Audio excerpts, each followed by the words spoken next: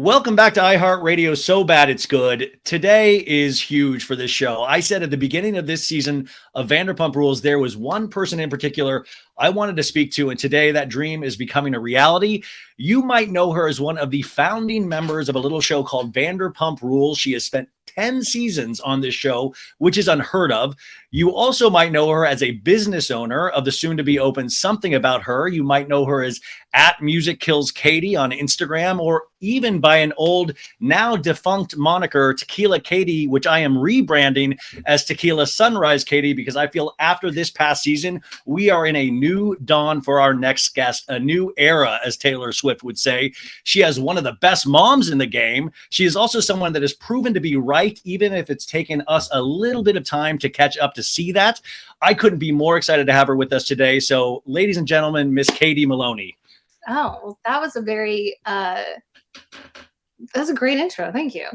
Listen, I've been thinking about this since the beginning of the season, and you know, we've kind of DM'd back and forth. Is that even before Scandival, you were the one that I wanted to watch this season, because coming into this, you were dealing with such intensity in your actual personal life. And somebody that's been through divorce myself, I just couldn't imagine what you were headed into this season having to deal with. Were you scared coming into this season? Not too much. I think after 10 seasons, you kind of know what to expect, and you also know, to expect the unexpected, that you can't really control, anything really. And Tom and I, we had already put kind of some mileage behind us in terms of the divorce aspect of it all, and I felt like we were in a good place, so I really wasn't too worried about that, to be honest. I felt I felt like I was in a good place. I mean, it's, as you know, that divorce is mind fuck, and the process of that isn't linear, so especially that first year, though. Like you talked about it all this season of really trying to establish that friendship. And every time you would say that, I'd be like, oh, because that was so hard for us to do. And I think we still are, it's up and down. So to go through that on national television, I was like, oh, this is going to be potentially a wild ride for you. I know. I mean, we really earnestly wanted to be friends and try, because obviously, we're on a show together, work, co-workers, castmates, whatever you want to call it. And we had the dogs, and we also had, a lot of our best friends were the same people. So like there was a lot of things at play that made sense to us to try to maintain a friendship. And also there was still a lot of love between us, We didn't want to become strangers. We didn't want to, get rid of each other, so to speak. No, I mean, it's completely noble, those feelings. And we started to empathize so much with you. And I thought in the past, a lot of us have said this, is that, Mr. Schwartz is very charming. I've met him a bunch in real life. He's so, he's cute, he's funny. And sometimes, you had to bear the brunt of that, because you were sometimes the grounding force in that relationship. And especially how we deal with women in this world. There's like this internalized misogyny that goes with everything that I felt like you really suffered from. Was that hard to watch, people responding and trying to take care of him? Yeah. I mean, I feel like that's something I maybe didn't clue into all the way until more recently, I think. Sorry, the dogs are just like all around my feet. No, if I could get an exclusive with Gordo and Butters, that would be huge for the show. They're scratching and sniffing and sneezing. It wasn't something that I totally had like completely clued all the way in on until I was like fully out of it, and had done kind of a bit of my own introspective work and healing, and the Schwartz specifically of it, of like being, and I was aware that I was that person in the couple that was the hold on. Yeah. Gordo Butter. Okay. That was the one that yes. That he was the likable one. We love Schwartz, and and I was just like, okay, well, that's just that's just who I'm gonna be, and everyone's gonna love Schwartz, and but the misogyny, the internalized misogyny was something that like that became very apparent to me sort of like later on. And I was like, this is really kind of fucked up that like, you know, being the partner to somebody who's so likable, who gets away with so much aside, I think in general, women have impossible standards a lot of the time that, you know, if we're not as we should be in terms of the way society thinks we should be, you know, whether it's just the likability factor of it all, the being, you know, upbeat, smiling all the time, just positive, you know, it's just like, that's just not how we are as humans. And we're like, if women have complex emotions, if we handle things the way, you know, we want to handle them, if it makes people feel uncomfortable, then, you know, they're not going to like that. If we're assertive, if we stand up for ourselves, if we, you know, really speak your mind. If you really speak your mind, you're almost sometimes punished for it. Like I get away sometimes with a lot more being a dude, and you like I even feel it. But it's interesting watching this fan base, even with the scandal of it all. You know, there's still those people of like, come on, I love, you know, like you sense that they would still go to bat for both of these guys when there's been repeated offenses of like these guys at this point on this show needs to prove themselves. I'm even talking about DJ James Kennedy. So it's very interesting that we still get blowback on some of the women in this show. I find that interesting. Oh yeah, the empathy, I call it. Wait, by the way, that needs to be your send it to Daryl shirt. Empathy. Now I got both of them because they're Gordo and Butters. Yes. Hi guys. Oh my goodness. I guess to steal from Howie Mandel, who is Sheena? What's that? Who's Sheena? Who's Sheena? I was thinking about Scandal. It's like, how sick of this are you? Like, this is such hysteria. You've been with the show for 10 years. You are now riding this wave of this Vanderpump economy. You know, the past 2 seasons were kind of whatever, and now it's exploded again. You were there from the beginning. Are you getting sick of the white hot heat on this show right now? I wouldn't say I'm getting like sick of it. There's certain like theories that I get sick of hearing, you know. Yeah. But no, I mean, I think it's par for course that things get exhausted and sort of run into the ground a little bit, but not necessarily. It's just like, I don't know. I think, I mean, to me, it's still fascinating that people are fascinated by it. I'll say that. Yeah, it's going to be weird. I mean, especially weird being in your position. I was reading the LA Times article, which you guys, if you hadn't read it, they did a great piece on Katie and Ariana this week, highlighting the restaurant. But you were talking about at the reunion, Ariana hadn't seen it yet. And you were like, girl, you got to see it. The whole thing was great. The whole way through. And I was like, you were on stage. And it's so interesting that you were there, but watching it back, you were like, it was great. It was really fun to watch. And I thought that was interesting. Well, yeah, because when you're there, you'll miss certain things, or you'll be like caught up in moments, or your adrenaline is going, or it's really hard. Like, you're present, but it's hard to really be taking every moment in and everything that everyone's saying. Yeah. And you'll just kind of black out, honestly. So to see this, you pick up on all of these things. What was you thought it was a lot of fun. Is there anything that stood out for you on part one? And how were you like us when you saw the trailer that Rachel was in? I mean, the Rachel fan cam was insane. It was perfect, but like, I want a Rachel fan cam and everything. She was like there, like it was the Parent Trap or something. She was like just watching it, like she was enjoying it like a movie. And when I see like memes and they're like, why does she look like she's like watching cartoons? Like it's like a child. It's like, it's wild to me that it's almost like she doesn't realize that this is like actually like real and happening. And it's just, again, it's like the no remorse. I've said this many times. Like I've hung out with her a handful of times, and she was always nice, but I could never get a beat on her personality. Like you can sometimes pick up on energy from somebody, and it was just always blank. And I didn't understand. I still don't understand her. She's the big question mark. You've said multiple times throughout the season, you and Lala, you were very wary of her. Of course, you had one of the most beautiful moments of the season at the wine shop with Ariana when you said, this is just too much. I can't do this, after Rachel was like, I still want to make out with Tom. And you literally took that in, and we saw you struggle with it internally. What did it, I mean, in that moment, I just couldn't imagine what you were going through, because it almost felt like she was daring you to like grab her. I mean, that was a difficult moment, because it was like the audacity, and I was just like, I just had a conversation with you. Like, I thought like you understood. I really thought you understood, because after we had that conversation with me, her, and Lala, you know, Lala ended up leaving at one point. Like, Raquel and I ended up sticking around. We were having, you know, drinks, martinis or whatever.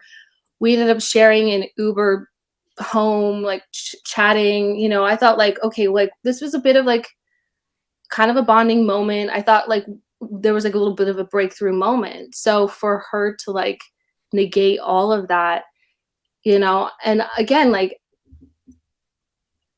not everyone knew everything I was going through all the time, because I would share bits and pieces, or I wouldn't share anything, because talking about it, you know, in therapy, and then talking about it with certain select people, I couldn't keep repeating myself over and over and over. It just wasn't the healthiest decision to do, or the healthiest thing to do, to, you know. Yeah. I kind of want to talk about it once and then put it to bed, but it was just a lot all at once, you know. Selling the house and just dealing with all those complicated, fucked up feelings that I was feeling. And just having this person just come in and just kind of shitting all over everything. And with a blank face. Like, you know, when somebody's when somebody's trying to be a villain, like you just get the sense that she just doesn't know where she's at. And I'm like, you know, you don't have to say anything to Katie. Just like listen, shake your head, and understand where she's coming from. And she still would say, I still want to make out with him. And I thought it was the weirdest thing I'd ever seen on TV. And this is pre-Scandal. Yeah. I couldn't fathom like what her goal was and why she couldn't like process, or why it wasn't sinking in. Yeah, I mean, that's the thing. Processing is a huge thing that I keep going back to with her, because I just don't see how she processes information, and I still don't. And the thing that I keep making the point to the audience is that even when we get Rachel in the reunion, I don't think anybody's going to be satisfied, because when she's actually talking, she's not very present on screen, and she doesn't pop like some people do. So I think it's not something that we're going to get real solid answers from. And I don't know how much more there is to mine from that. And if we were to go into season 11, I would be confused how any of that would work. Do you, behind the scenes, Katie, being in this for so long, do you start piecing it together in your head of what production might be trying to do, or where do we go from here? Because right now the world's your oyster in regards to the sandwich shop. We could see a whole Katie dating season. We could see, I mean, there's so many things that you have available to you going into season 11. Are you trying to like see how everything pieces out in your mind?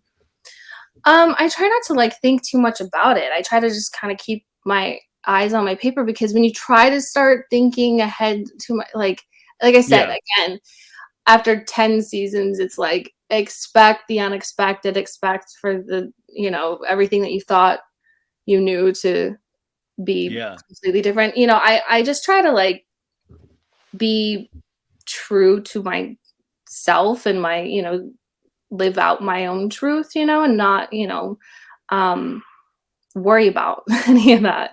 Yeah, that's the best I can do, you know, is just be authentically myself, I guess. Katie, that's way too rational. Yeah, it's way too rational and actually forward thinking. I love that. It's like I love the guys on this show, like when the reunion, you know, you had said this really clear, beautiful thing at the reunion. I wrote down about like the things you said. You need honesty, respect, loyalty, and integrity. These are the things I look for in friends.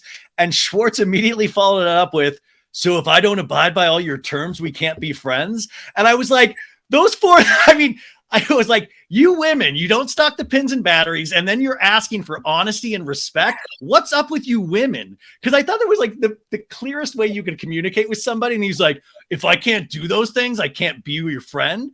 Like, does that just, we had so many moments of your face going like, it was like Jim Halpert in The Office where you'd look at the camera and be like, do you see what I'm dealing with here?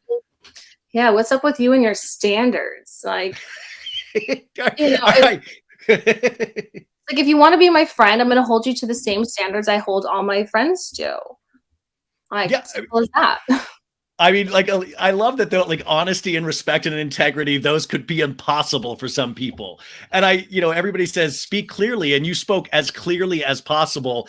And I just thought it was amazing. Sometimes the answers these men will give back, myself included. Like, this season has made me look at my own behavior, and I feel like, damn, we have so much work to do on ourselves. And I'm very curious about all this. In regards to your mom, Terry Maloney, she had, I think, a star-making season.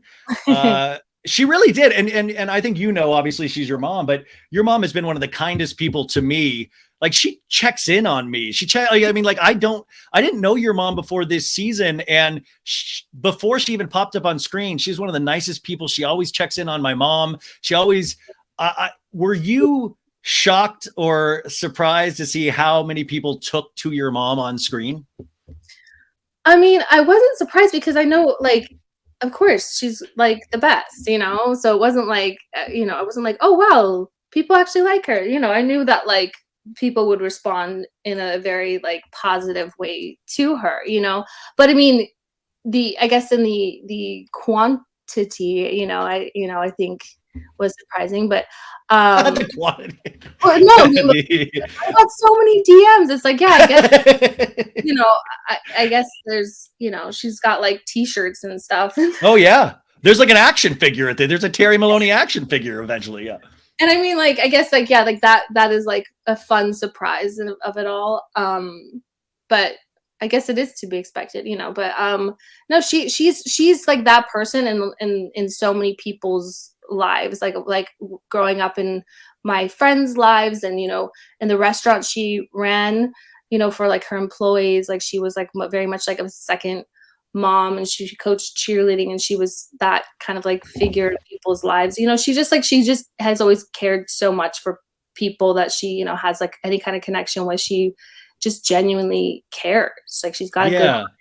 Yeah, you just don't sense falseness from her. Like, you can usually pick up false, from people, or even like we were talking about with Rachel. And I just like, she's just seems like such a positive light. I know she was on Lala's podcast with you and talking about all the stuff that got cut out of that. Do you think we might see some of the secrets revealed? Because it got way more intense with your mom. And I had spoken to somebody on production before Scandal even broke about that scene and how intense it got.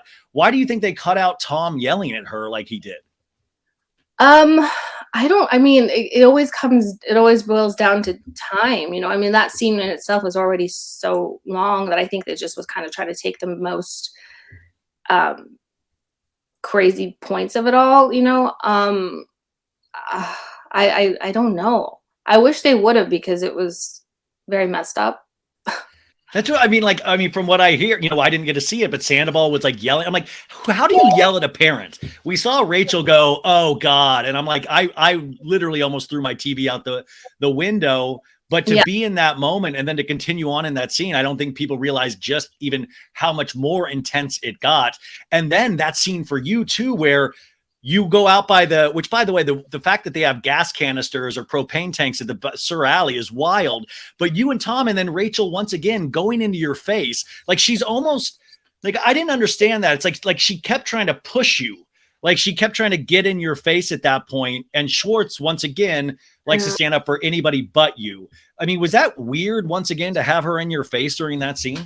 Totally. Because I had, I was done with her, and I told her, I'm done with you. I didn't want to talk to her. I didn't want to see her. There was conversation was over. I mean, when she sat down and started talking to me and then was saying like, and you rage text him, like you can see my chest like rise and fall, like the adrenaline just started kicking in, and I'm like, why are you talking to me? Like, what are you doing? What is your purpose? And it just we saw. it just like it went nowhere good from there. So for her to now be seeking me out in the back parking lot while I'm trying to just like talk to Tom, and then they start having this like weird little jokey moment between them. I was like, you've got to be fucking kidding me. Oh, Like, that was well. And now looking back, don't you think that jokey moment was that they both knew Sandoval was the dude she was actually banging? So that was the inside joke of like, Katie doesn't realize, but this is actually what's going on. Don't you think that's what the laughing was about? the joke is that they both knew that there was absolutely nothing between them, and I Yeah. also like knew that. I didn't realize that there was like really absolutely nothing between them, because there was like something else entirely going on. I don't know that they were like wink wink, Sandoval, but like they were just like, no, for real, we're just like really just friends. I'm like, well, yeah, no shit, but like, I'm obviously upset, and you don't care about that. Like, you don't care about my feelings. Like, the entire summer, no one cared about my feelings. They made me feel foolish for having feelings. I was ridiculed and chastised right and left, while I was already just trying to heal and just, take care of myself. Yeah, no, I mean, I was thinking about this. You guys are like the Beatles of pain. Like, you guys are like the Beatles of reality TV, but all of it's based around your personal pain. And once again, like even right now, I'm asking you these deeply personal questions, and I barely know you. That's got to be really tiring for you. Is that I'm like so excited to talk to Katie, but I'm like, Katie, tell me about the fall of your relationship. Like, I mean, that's so dark because that's just not how real life works. But you're used to it after 10 years? Like this is just what happens with the business that you're in?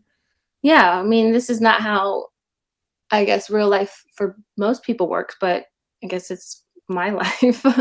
Well, I mean, I would think your dream 10 years ago for yourself is much different now. Has that dream, and I know you've been to therapy and all that stuff, do you have like a very specific dream for these next 10 years? Because your life, like when I got divorced, like Sheena even said, you don't get married to get divorced. I never would have thought that. So my whole life from that point on became different. And I never thought I would be doing this or anything that I'm doing. Did you have to make new goals, or do you have new dreams for these next 10 years? Gosh, I mean, yeah, the truth is that nobody gets divorced or gets married hoping that they get divorced. The next 10 years, I mean, I don't know. It's just to really be abundantly happy and whatever that looks like. And it's and making decisions every day, like just whether it's small things of Yeah. happiness, Yeah. whether it's like getting ice cream or, you know, Yeah. No, totally. small, it's like little small things, or bigger things, but I just putting myself first, because putting someone else, before you or right next to you, prioritizing them for 10 years and having that end up how it ended up, is crushing. So it's just kind of being, I don't know, just always kind of like redirecting the energy back to myself, but kind of keep, I don't know. I'm just excited about kind of the unknown and knowing that anything can like happen, and like I Yeah. want to like have like specific things about like, I don't know, but just having an idea and like Yeah. dreaming big and romanticizing life and like kind of being delusional. It would have been great if you said start a cover band. You're like, the dream is to start a cover band at this point. No, No, I I mean, mean, we got the you're totally sandwich right. shop, and that's like obviously like that's like the one thing that's like happening, and there's obviously like bigger goals for that because it's like this one location, but obviously the goal is to have like multiple locations, and thinking about branding ideas for that. So that's like the one like tangible thing that is like the goal and the dream that I've been working on and towards. But the personal life stuff is more just like being like fancy free and Yeah, delicious. you just went on this beautiful overseas trip I saw that looked awesome. These little adventures, but I noticed for myself, it was hard to break out of these patterns. When you are used to a certain thing, it feels weirdly uncomfortable when you start trying to live for yourself because it's like two left feet at first. So it takes like there's an adjustment period before you really start learning how to be happy again. I mean, a little bit, but like I think once you realize like, oh my God, I can do whatever I want, whenever I want, And when you like choose to lean into that, it's like so liberating and so much fun that like I never look back and like think like this is weird. I don't know how to do this. Listen, I got very it was like the adjustment period was like pretty small. Well, because you had been living, I mean, that was the thing is that like I say this every episode, he forced your hand. Like he'll still be like, I didn't want the divorce, but it's like he was doing things that would actually literally force your hand. And most people don't make the brave decision that you made. You made a very painful decision and you actually you made yourself a priority finally to actually say, I deserve more out of this life. And I don't want to rip on Mr. Schwartz, because he has his own issues and his own journey, which I think he's going to keep repeating the same mistakes, but nobody does what you did. Like you went into the great unknown, you gambled on yourself, and I feel like it's paying off. Well, yeah, I mean, that is what the dilemma that you're faced with, because you're like, I love this person and yeah, I want to be with them and I want them to choose me. But the truth is I don't think they're ever going to. So what am I going to do? Am I going to just stay with them and what's comfortable and what I know and be with this person that I love, knowing pretty much what the outcome is going to be? Or am I going to do the scary thing and choose myself and be potentially like very happy, even if I'm going to be alone, but like, just knowing that like, this is probably the right thing for myself because this isn't working. Yeah. It's like you can tell you're coming from a place of strength this season. So it's like nothing seemed, I mean, the Rachel stuff would rattle anybody, but like you usually come from this place of strength of like, I don't know what to tell you, dude. Like, I mean, even after Sheena's wedding or the makeout, you dropped off the dogs and he was like, oh, it's crazy. The bar. And you're like, okay, have a good day. And you just walked right back out. It was one of the best comedic scenes, even though it was completely grounded in reality. Speaking about something about her, according to the reunion, you guys sold over $200,000 in merchandise and still selling. I talked to Janet Elizabeth yesterday and I was trying to get more information. You guys said at the end of May. By the way, something about her has a TikTok account they started yesterday or this week. So go follow them there. But when do we think we might be operational on this? Yeah, I mean, we were hoping by like end of May, but in the nature of like these things and starting a restaurant, there's like always going to be. Have you gone through 3 chefs already? Is Greg giving you a guff? What's going on? Is the mood lighting not right yet? Yeah. No. But the rest, our design and build out and everything is going to be finished by the end of May. So we're not wrong about one of the things, but we are going to be open this summer. Again, because we already said, and like I'm hesitant to give like a or specific time, because the last thing I want to do is people like, you said she's a liar. She's a liar. Because there's so many moving parts and there's so many things that need to happen that sometimes ultimately like aren't really up to you when things can get approved and people also have to, it's just there's a lot that goes into it. But it's going to be this summer and we are like really excited, and we had a really great meeting yesterday. And what else? Are you still starting off with the 4 different sandwiches? Are you doing because Ken loves is it the Greek one? I've never tasted a sandwich like this in my life. Oh yeah, because he's vegetarian, so those ones were definitely going to be on there. And then we're working on some other ones as well, and finalizing menu and breads and all of the rest of it. How funny was it for you in the moment to have Ken shuffle in and be like, I can't believe Tom Sandoval was in a jacuzzi with Raquel. You were there for an iconic moment and they cut to your face. And I know that's a real reaction, but how much of it was LOL, Ken, like in that moment? Yeah, I was like, what? Is he for real? Like, what did he just say? And I was like, at first I was like, wait, what? And then I was like, are you just starting a rumor? Like, are you like, and then Lisa's like, oh no, like Raquel like showed up late and this is what she was doing. And I was like, oh my God, what? Like, I like at first it was like, I kind of laughed because, Ken his humor is so sarcastic, dry, that I'm kind of like used to sort of like being like, wait, what? And then him being like, giving me the look, and I'm like, oh. I then it was like, It's like the Rachel fan cam. I want Ken to pop into every scene and be like, I can't believe Tom's sensible. You know, it is so funny to these little, that's what makes this show brilliant, because it's so grounded in reality, but you have still these bizarre, potentially set up moments to move the scene forward. Something that's really annoyed me this season, I don't know if it annoys you, is that people can't accept that, like, this is an insane bad thing. People need to also add on top of it of, you guys, this was completely scripted. Katie, you memorized your lines. This is all planned out. All of it is planned out, and we're all being fooled. Does that frustrate you like it frustrates me? No, it really does frustrate me, because it just completely diminishes like people's real feelings and their lives. And, you know, it's just like, why would somebody put themselves through something like this just for the sake, like, why can't people just accept that sometimes life is stranger than fiction? And exactly. Like it's just, it's bizarre and it's extreme. And I think that's why it exploded the way it has, because of the pure nature of it. And I don't think anyone could come up with this or write this.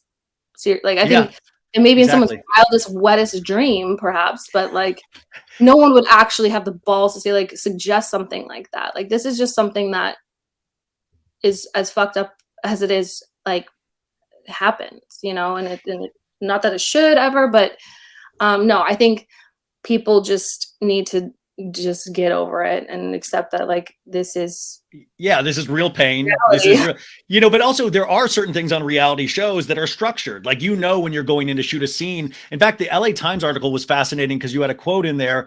You were supposed to go film Watch What Happens Live the week that all this broke, and they sent Lisa instead. And they, you know, they had you stay, but they wouldn't tell you why they made you stay, because you were going to shoot again. And this is when all that broke. I mean, and you even said to them, you're like, is this something that's going to make me cry? And they were like, potentially. Like, so you didn't even know what was happening. When did you find, was it Friday like everybody else, or did you find out Thursday? It was like, as my mind kind of started to wander, and I was like, of all the things that I've been thinking about, it could possibly be, because, you know, obviously after we wrapped, I saw, you know, Raquel had gone to Sandoval's show and didn't post about it. Yeah. Like, there were things happening. I was like, but there was no evidence of, like, them having anything going on. And I was like, could it possibly be? Could it possibly be this? And then I found out Friday that, in fact, yeah. But I didn't know like, Ariana, you know, Tom and his show, that there was a video on his phone. I didn't know any of that. I didn't know about Sheena pushing Raquel. I found out all the information. I just kind of like had a hunch that perhaps maybe there was some kind of something that happened, that Raquel was at another one of his shows, or, you know, like one of those. You know? The big news is Tom's added 5 songs to his cover band concert. It's really big news. We're going to need you to stay back. So you finding out though, even though you had weird suspicions throughout the season, did it still drop you like it dropped a lot of us, of like, what, I was right? Or I was like, my spidey sense was working? Yeah, because I think people thinking that it, you know, a lot of people thinking that it was staged or concocted or fake was because of these suspicions and everything like that. But again, these suspicions alone don't hold up. So even though we had suspicions, it was still very, like, shocking. I mean, it wasn't the shocking that, like, it was Raquel, but like the pure nature and the details and just the deceit and the lie, like, that was just very, yeah, it was shocking.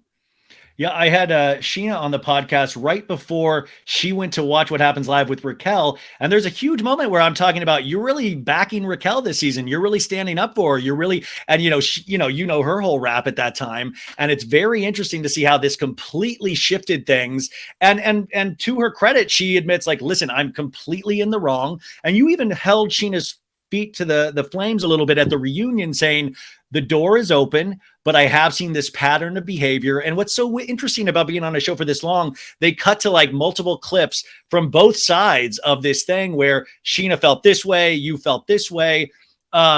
But it is interesting. You said, I've seen a pattern of behavior of you kind of throwing yourself into these people that don't necessarily deserve your trust and your support.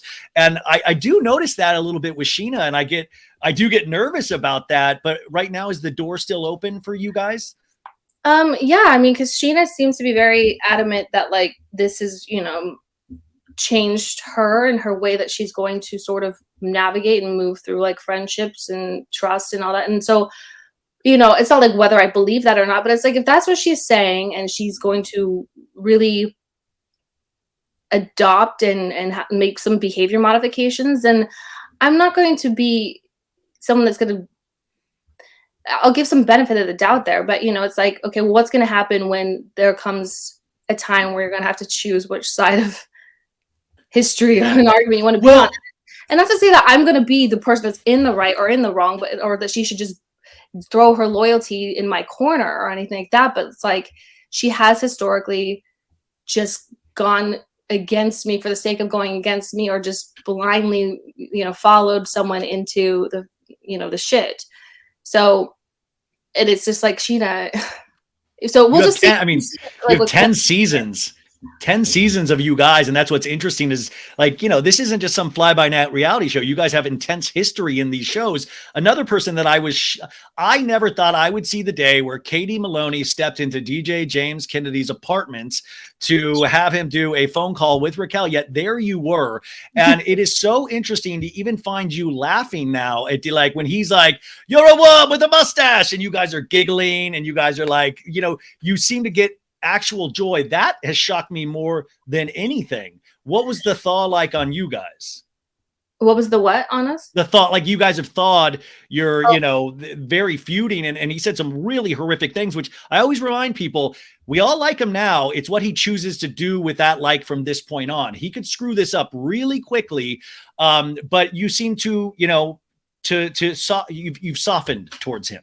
Yeah. I mean, and that's been something that has been happening over the course of like a couple of years. It's it wasn't an overnight thing. I think if people remember, it was back a couple years now, to like even like pre-pandemic, so yeah, it's been some time now of us sort of, I mean, when I started my podcast in like 2020, he was like my first guest. So like we've been in a pretty, good place for some time now.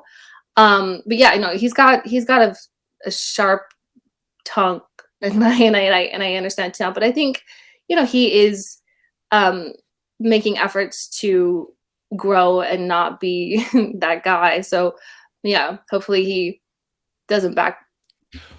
Well, I was just a couple episodes ago, there was that scene with him and Allie where he's like, "I don't need therapy. I'm good. I've had a great life." Like I have no, and even Allie, like it was like this, like we all like, okay, James, because and especially interesting him being a guy in this intense well of sadness. It feels like even with Sandoval, he's like, "We were bros." Is that you're like, oh shit, he's going to have to deal with this eventually down the line.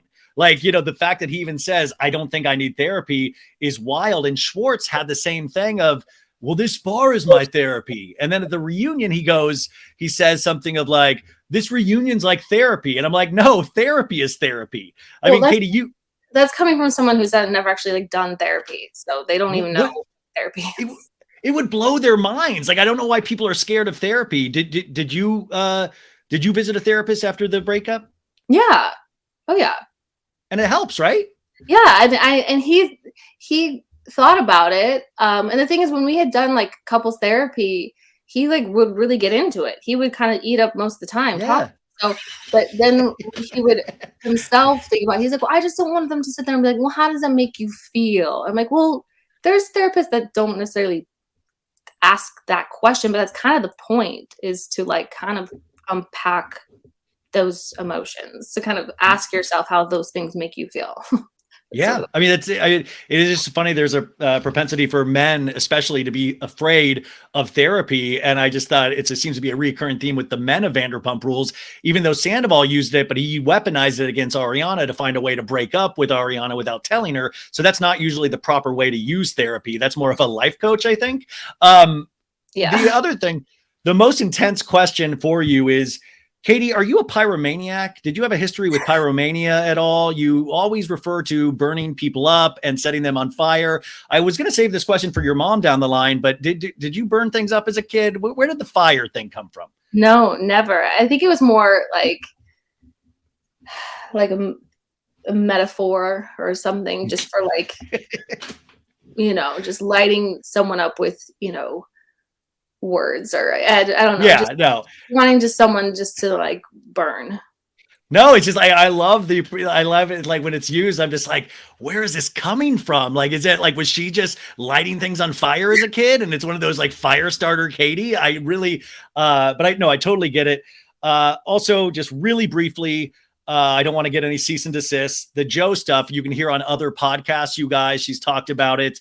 But it's another thing though, in regards to, it's just really dark if you pay attention to the in-betweens of it, because it was Dodie's friend. She cut off Dodie when she moved in with Schwartz. There's so much secretiveness in that. And it's another thing where Schwartz can't really seem to get off the fence to even admit what she is or what she isn't. And it seems like he's falling into kind of old traits with that. In terms of you and Dodie, did you ever have that discussion of like, you like let this demon in potentially? Oh yeah, no, Chris and I talked ad nauseum about it, especially when it was going down, when she blocked her number, because when I found out that Joe had, been staying with Tom or temporarily living with him, I text Chris and I was like, do you know that Joe's staying with Tom? And she's like, what?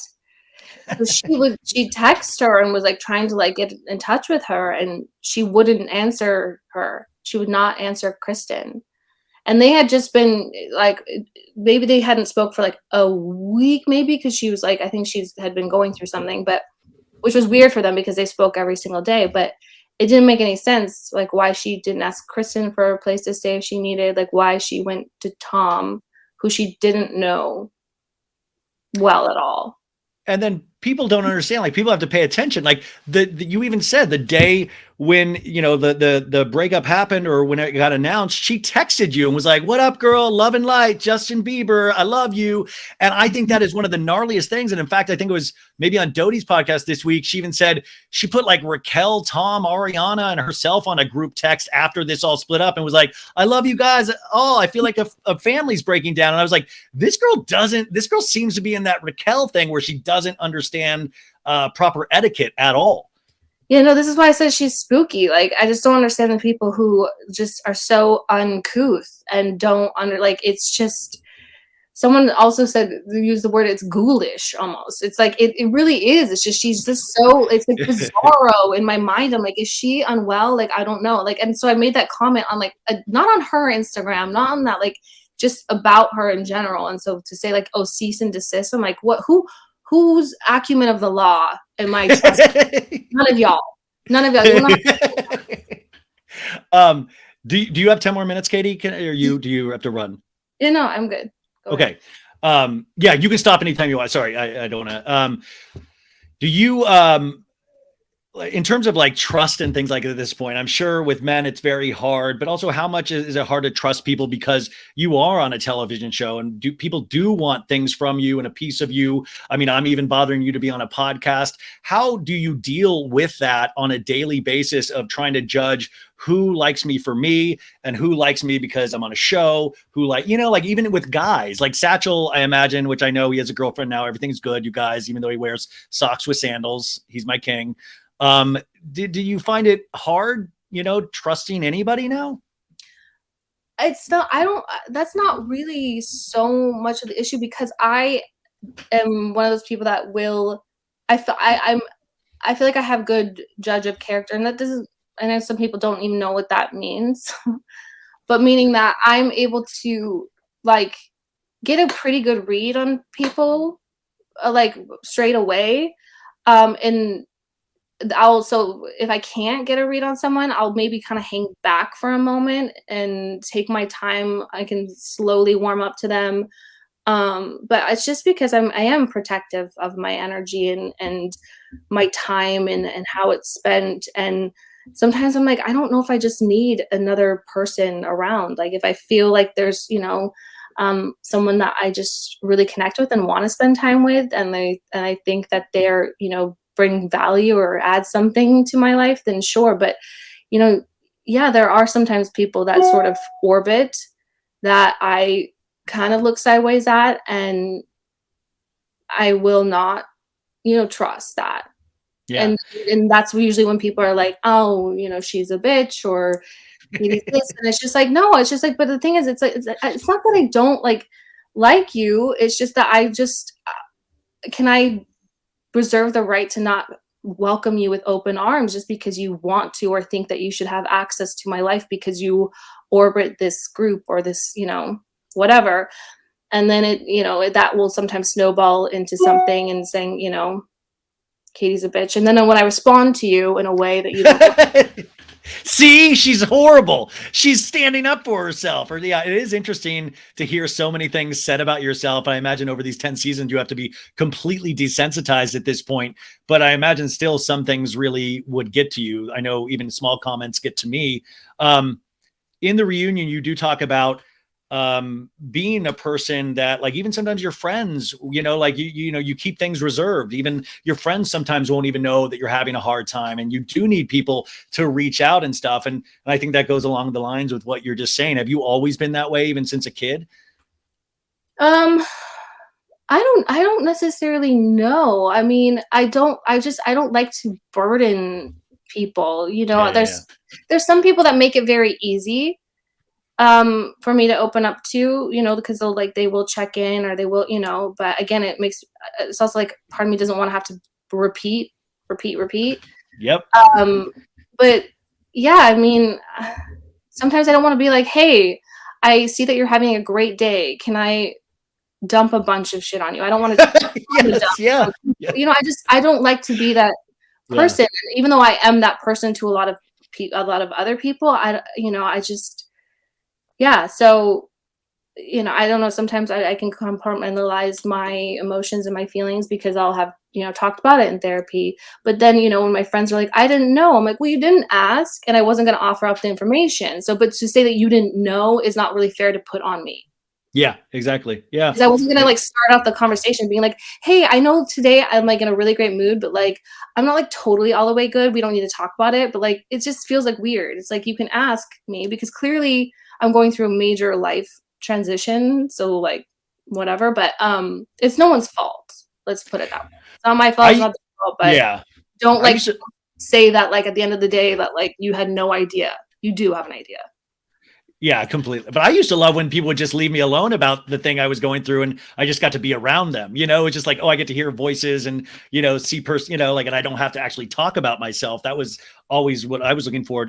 Two last things in terms of the reunion. Lisa Vanderpump is getting a lot of flack right now because, be careful with Tom. He's good. He's good. Were you frustrated at all? I know you said you were in a kind of a fugue state at the reunion, but watching it back, do you think Lisa in any way was standing up too much for the men of Vanderpump Rules? Um, a little bit, yeah. I mean, I get trying to be, diplomatic or protective of them because those are her business partners or something like that. But I think it's just not the time. I think, yeah, Yeah. Yeah. not the time to choose that stance on it. Yeah. And then finally, Sheena and Brock, of course, were on an Australian radio show. Of course, this came from them. And this was also hinted at in the Variety article by Kate Arthur, is that supposedly there is something so jaw-dropping about to come out that you guys, they say, do not even consider coming back for season 11 until you see all of the reunion episodes. Are they just trying to get you guys to watch the show for extra ratings? Or what do you think could possibly make you not want to sign back up for this show? Well, I don't know if that was necessarily how it was worded. I think it was just that there was going to be some new information in the one-on-ones that we're not aware of that might change some perspective or point of view. I don't know. I mean, we've all been through so much on this show in the last 10 years. It's what could possibly, I don't know that there's anything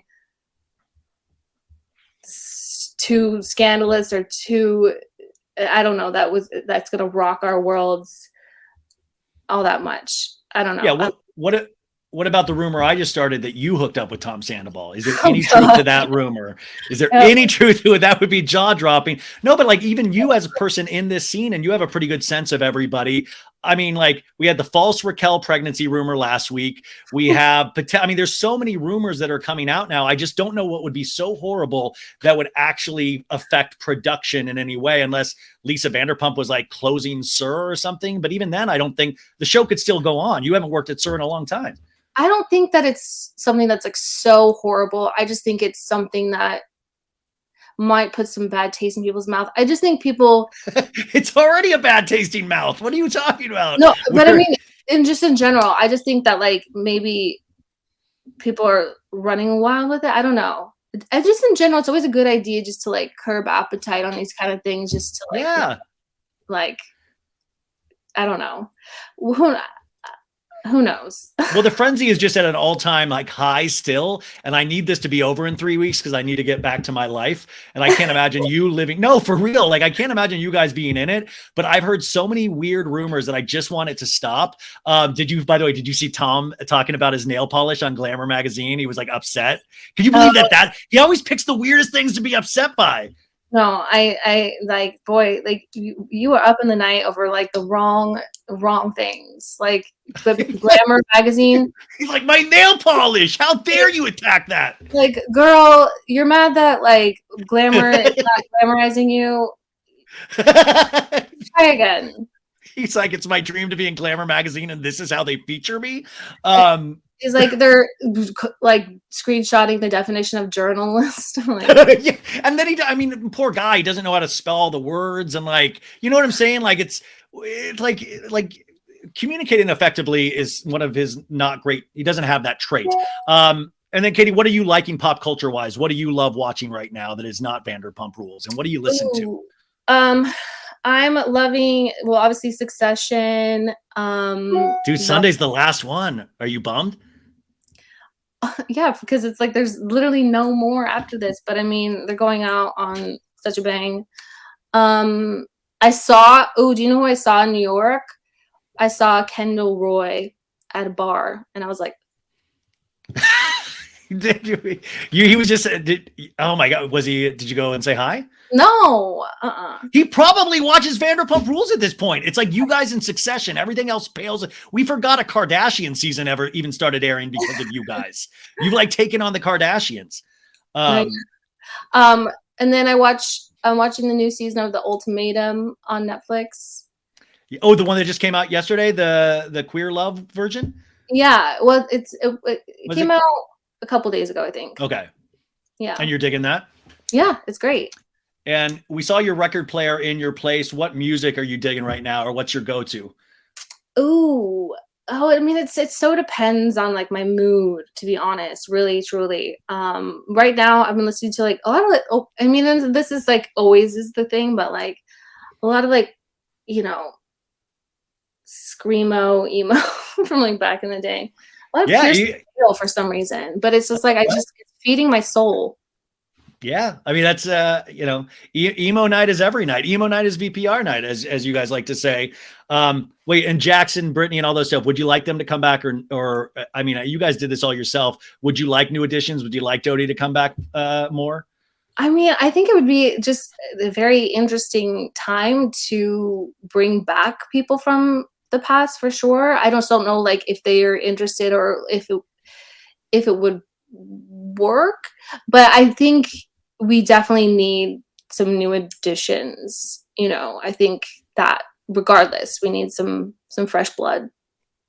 Yeah, I just don't know how you guys are going to have, if Raquel comes back. I just don't even know how that, I don't even know how it works with Sandoval at this point. I don't know how it works with Schwartz. Katie Maloney, I got like through a 10th of my questions. Thank you so much. You know, she knows how much I've been wanting to talk to her, and I really appreciate you taking your time. Thank you for being so kind to me, and thank you to Terry Maloney as well. I'm sure you're doing this as a favor to your mom, so I appreciate that, and I hope you'll consider coming on again, because I have so many things to ask you about, even if it's just pop culture and Taylor Swift. But you, thank you for your service. Thank you for sharing your entire heart this season. And I'm really scared to see these final 3 episodes, but really relieved. When are we going to get you back on your podcast, Katie? Well, I'm actually working on a separate podcast with someone else. I think Dana. Dana, yeah. Maybe. Yeah. Dana and I are working on a podcast together that I'm really excited about. Well, So you got to get out there now. I mean, all you guys are like, you got to get out there so we can start promoting this podcast. I know. We'll get after it. There's just been it's been a little hectic. Yeah, sorry, Katie. Yeah. Also, I've offered you this before, but I was at a Subway. I saw a guy with a big sandwich sign. I'm willing to do that outside of Something About Her. I will be your sandwich flipper guy, or I'll work in the back and wash dishes. Free. You can pay me under the table. It would be an honor. But you guys, will keep you posted when, of course, Something About Her opens. I really do think you are going to have a huge hit right out of the gate. So much goodwill towards you guys right now. So I'm so excited to see what the future holds. Thank you. Yeah, we're really excited. I'll keep you posted.